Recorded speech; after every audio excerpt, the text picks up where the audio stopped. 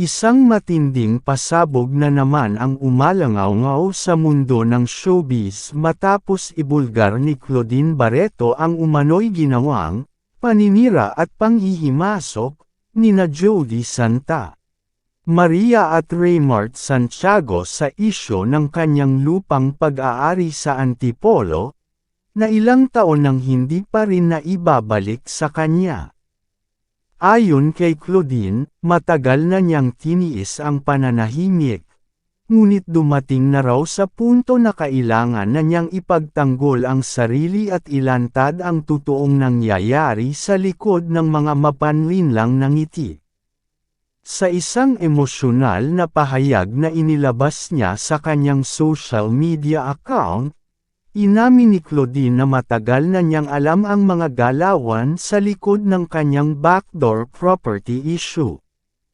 Ngunit ang pinakanakapanindig balahibo daw ay nang makumpirma niyang may kamay umano si Jody Santa Maria sa desisyong hindi agad ibalik ni Raymart sa kanya ang nasabing lupa.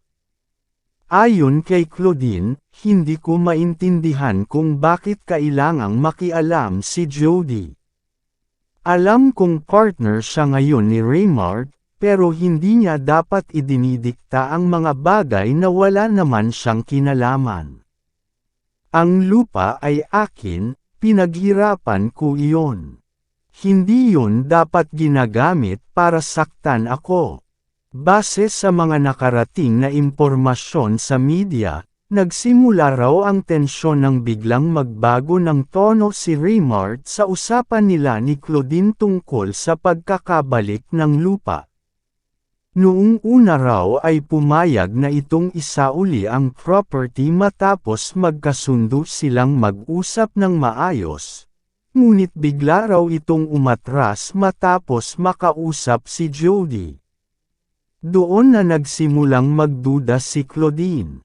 Sa mga sumunod na linggo, napansin umano ni Claudine na tila sinulsulan daw si Raymart ni Jody na huwag nang ibalik ang lupa dahil wala naman daw itong karapatan pa rito.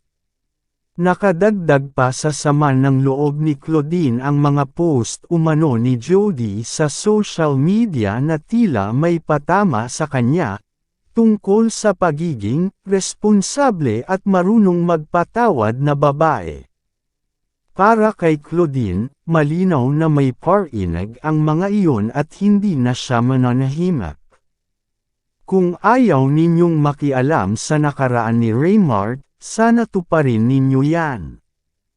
Pero bakit hanggang sa lupa, pati personal kong pag-aari, gusto ninyong kontrolin? Hindi ko kayo sinasaktan, pero huwag ninyo akong apihin, galit na pahayag ni Claudine habang umiiyak sa panayam ng ilang entertainment reporters. Maraming netizens ang agad na nag-react sa nasabing revelasyon.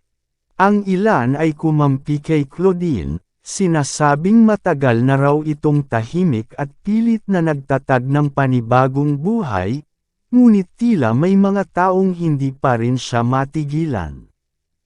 Ang iba naman ay nagtanggol kay Jody, sinasabing imposibleng makialam ito sa mga personal na ari-arian ni Claudine dahil kilala umano si Jody bilang isang mabuting babae at hindi maruming maglaro. Ngunit ayon sa ilang malalapit na source kay Claudine, hindi raw ito basta-basta nang huhusga. May hawak daw itong mga dokumento at text messages na patunay na may impluwensya talaga si Jody sa mga naging desisyon ni Raymart tungkol sa nasabing property. Sa isa raw na mensahe, makikita ang tila payo ni Jody kay Raymart na huwag munang ibigay ang lupa hanggat hindi pa malinaw ang legal na usapan. Para kay Claudine, malinaw iyon na panghihimasok at pagkakait ng isang bagay na kanya sa batas. Sa gitna ng isyung ito, nananatiling tikom ang bibig ni Jody Santa Maria. Hindi pa ito nagbibigay ng opisyal na pahayag, Ngunit may mga spekulasyon na posibleng magsalita ito sa pamamagitan ng kanyang legal team kung patuloy daw siyang babanatan sa publiko. Si Raymart Santiago naman ay isang beses lamang nagsalita at sinabing, "Ayokong pagtalunan ang bagay na dapat ay inaayos sa tahimik na paraan." Gayunpaman, hindi kumbinsido si Claudine sa tahimik na sinasabi ni Raymart. Ayon sa kanya, kung gusto niya talaga ng tahimik, sana noon pa niya inayos. Pero ilang taon na akong naghintay. Ngayon, may ibang babae nang nangingialam sa akin, tapos gusto pa nila akong manahimik. Maraming taga-suporta ni Claudine ang naniniwalang dapat na raw itong lumaban ng legal upang